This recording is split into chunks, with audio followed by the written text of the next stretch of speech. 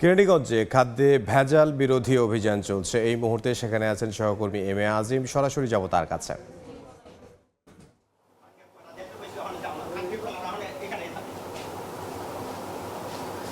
ঈদকে সামনে রেখে বিভিন্ন কারখানায় কিন্তু ভেজাল পণ্য উৎপাদন হচ্ছে এবং আজকে র্যাবের যে অভিযানটি চলছে এই মুহূর্তে কেরানীগঞ্জের একটি সেমাই কারখানায় আমরা রয়েছি। এখানে আমরা দেখেছি যে কিছুক্ষণ আগে কিন্তু র্যাবের যে অভিযানটি সেটি এখানে পরিচালিত হয়েছে। তাদের সাথে বিএসটিআই কর্মকর্তারাও ছিলেন এবং র্যাবের যে নির্বাহী ম্যাজিস্ট্রেট তিনিও ছিলেন। এবং এখানে আমরা দেখেছি যে ভাই ভাই ফুড প্রোডাক্টস নামের একটি সেমাই কারখানা, তারা যেভাবে সেমাই তৈরি করছেন একদমই আপনারা দেখতে পাচ্ছেন যে মাটিতে ফেলে তারা উৎপাদিত যে সেমাই সেগুলো প্যাকেটজাত করছেন এবং এই কারণে এটি কিন্তু অনেকটা স্বাস্থ্যের ঝুঁকি হতে পারে, সেই বিবেচনায় কিন্তু তারা এটিকে চিহ্নিত করেছেন। এবং এখানে দেখছেন যে যেভাবে প্যাকেজিং করা হচ্ছে সেটি কিন্তু যে ফ্লোরে মানুষ হাঁটাচলা করছে এবং ঠিক পায়ের কাছে বসেই কিন্তু উৎপাদিত যে সেমাইগুলো সেগুলো কিন্তু এখানে তারা প্যাকেটজাত করছেন এবং বাজারে সরবরাহ করছেন। এবং একই সাথে কিন্তু এই কারখানার ভিতরে তারা যে উৎপাদিত যে সেমাই সেগুলোর যে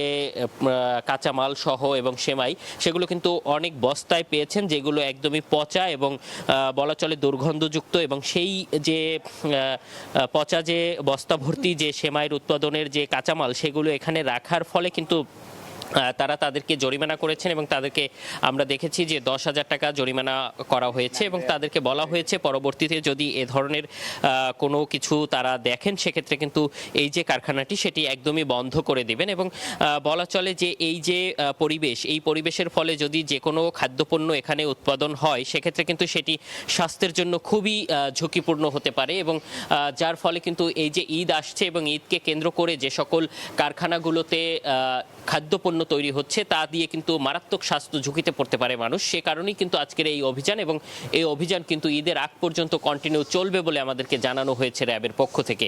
তো এই ছিল আমার কাছে ভ্রাম্যমাণ আদালতের সবশেষ। কেরানীগঞ্জ থেকে সহকর্মী এম এ আজিম।